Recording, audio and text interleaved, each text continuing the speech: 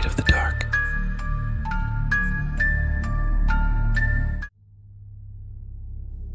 I have one story that I heard from a professor at the law school located nearby the city where I live.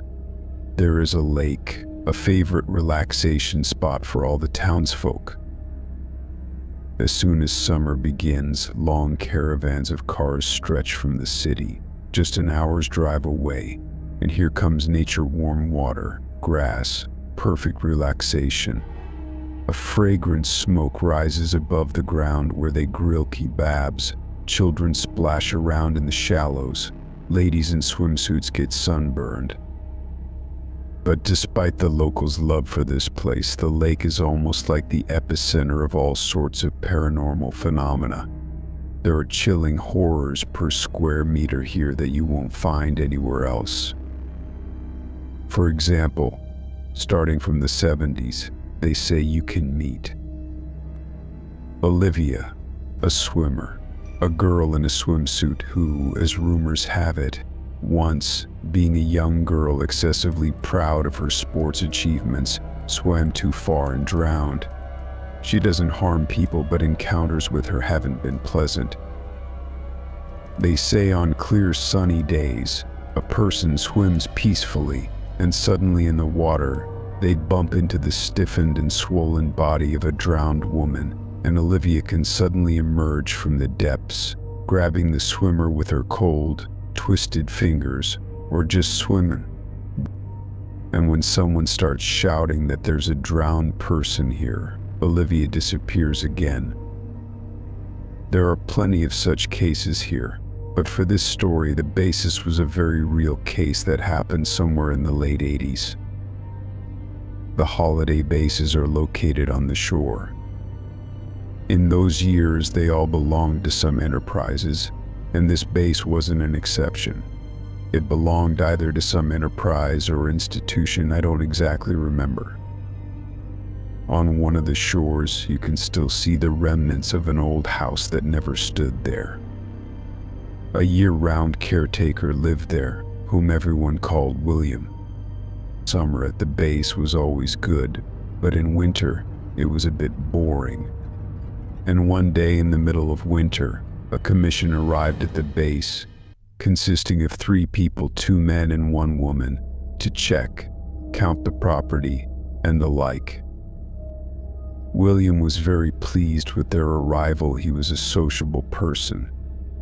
In winter, almost no one came to the base, and you sit alone, nowhere to go, just walk around your territory.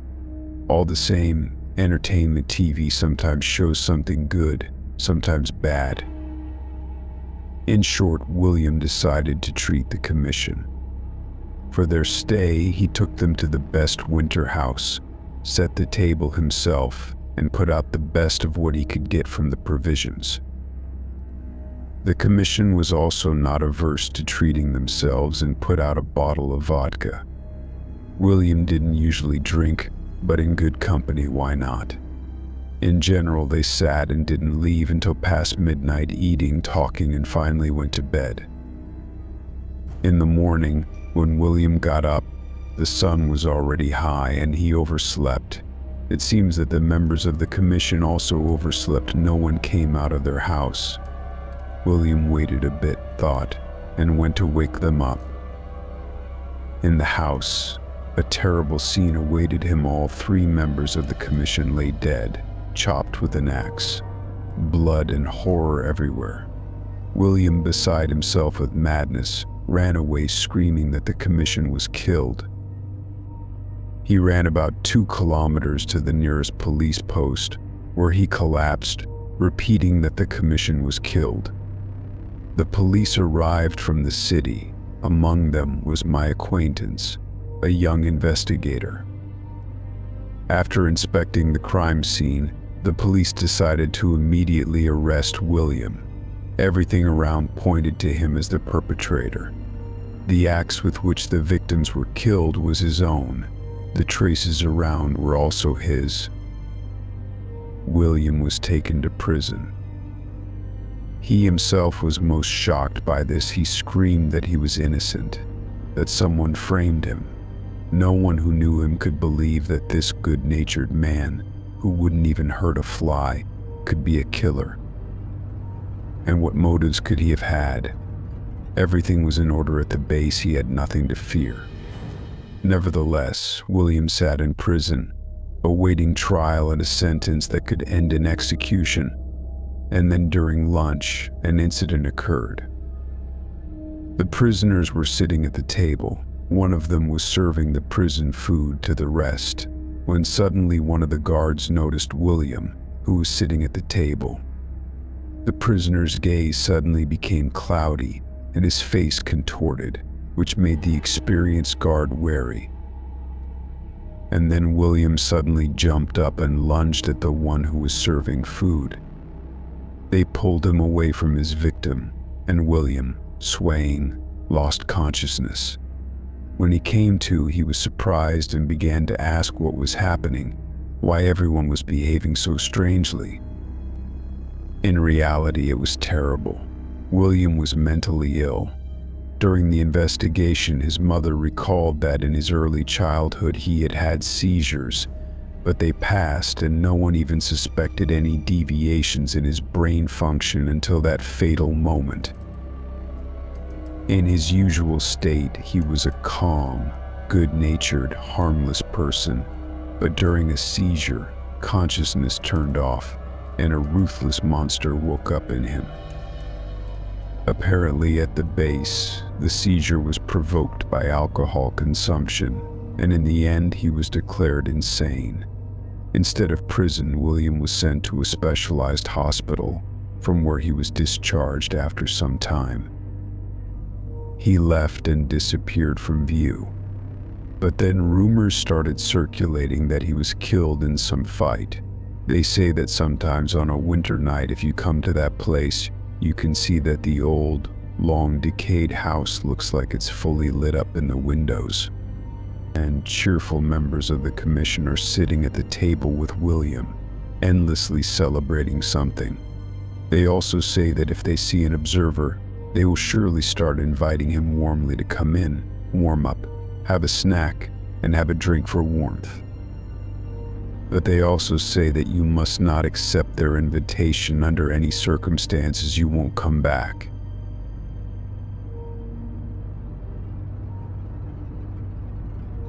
Clinical doctors are essentially atheists. Most of them absolutely believe that the treatment they prescribe will help. But there are cases when the treatment doesn't help, and suddenly a real miracle happens, and the patient inexplicably recovers, defying any rational explanations. And then there are completely mystical cases that are remembered for a lifetime. When I recall this episode in my life, I still get goosebumps. Therefore, I do not recommend sensitive souls to listen. I was a student on practice at the maternity hospital. We were taken to the neonatal intensive care unit. An hour before our arrival, a newborn baby died there. When a person dies in a hospital, it is customary to keep them in the ward for 2 hours, establish biological death, and only then transport them to the pathology department. As a rule, the body stiffens after 2 hours. We approach the baby with the nurse after the allotted time. She examines him, gets very scared, and starts calling the doctors. We can't understand anything. Then she says the whole baby stiffened, but the neck and head did not, and this means that the baby as if looks around to take someone else with him.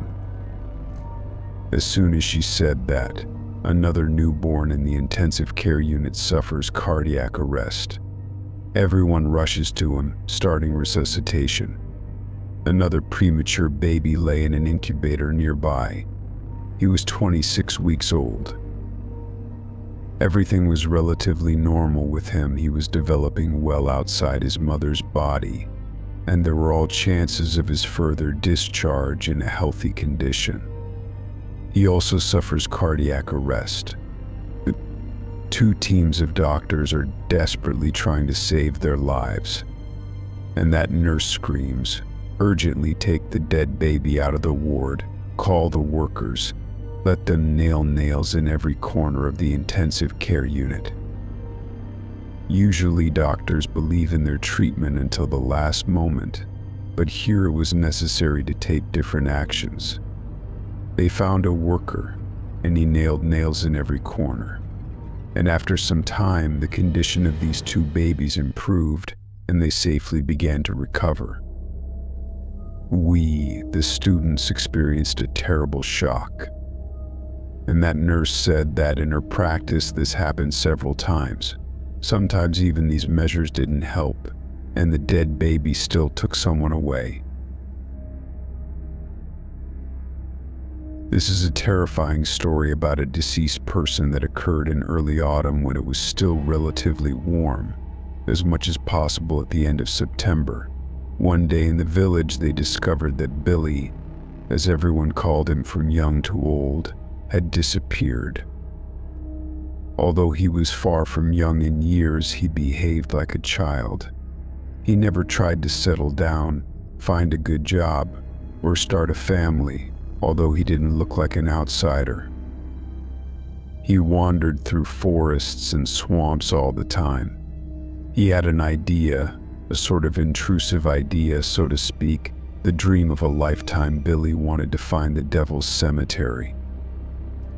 The legend of the Devil's Cemetery was known in our village. Almost everyone knew about this place, which, according to rumors, was strewn with the bones of dead animals and people.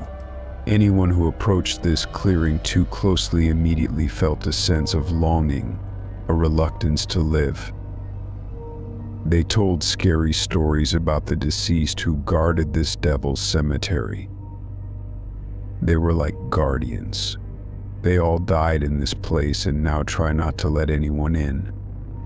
But as you understand, it didn't fit well for children's stories, although there were enough enthusiasts of paranormal phenomena around. As far as I remember, there were 2 expeditions to find this Devil's Cemetery. As you probably guessed, they ended up with absolutely nothing, although many researchers said that the clearing should be in our area. Oh, it should be there, only nobody from the locals ever stumbled upon it, although they knew the forest like the back of their hand. So Billy was busy all his life searching for the Devil's Cemetery. It's unclear why he needed it. According to legends, it's just a dead clearing, but the blessed have their whims. And then one day his mother reported that her son had disappeared. Out of faithfulness, they waited a day, maybe he would come back, and then reported it to the police, organized searches. Some of our people also went to search the surroundings. They searched continuously for a week, and then started to calm down. And a few months later, I heard this terrifying story from Uncle Stephen, who had had a few drinks and started to tell how they were looking for him that day. They went into the woods. They went further than usual, walking in a wide line so that everyone could see each other, but the further they went, the wider they spread, and at some point Stephen looked and didn't see anyone nearby. He shouted for them to go on, and then suddenly looked. There was a clearing in the shape of the letter S, without grass and trees, bushes. The ground on it was dark, as if burnt, and bones, remnants of bird feathers, half-decomposed skeletons were scattered everywhere. But what caught his attention was not that. Right in the middle of the clearing lay a person. Stephen immediately felt uncomfortable in his chest at the sight of the familiar jacket. And when he walked a little closer and saw Billy's white, lifeless face, even his legs trembled. From the surprise, his head spun. He didn't even notice how he stepped onto the scorched earth, covered his nose with his sleeve, and rushed away. He ran to the river, went down to the water, washed himself, seemed to come to his senses, lay on the bank, pondering. The river flowed kilometers away from him. He couldn't have wandered that far. He crossed himself and went back into the forest, only calculated so as not to stumble upon the devil's cemetery. That is, he went around it, took a big detour, walked for half a day until he heard voices. He ran to them. The men from the village didn't say anything at that moment. It seemed to him that he had imagined it all, especially since they continued in the same direction where this clearing was supposed to be. The next day they reached the Kankambara River, but found no dead place. Further search was pointless. There was such taiga there that even 20 helicopters wouldn't help. Finding nothing, they all concluded that Billy had perished. Although Stephen told me that maybe he didn't imagine it after all. And yet there is a devil's cemetery. Billy eventually found it, and that's where he stayed.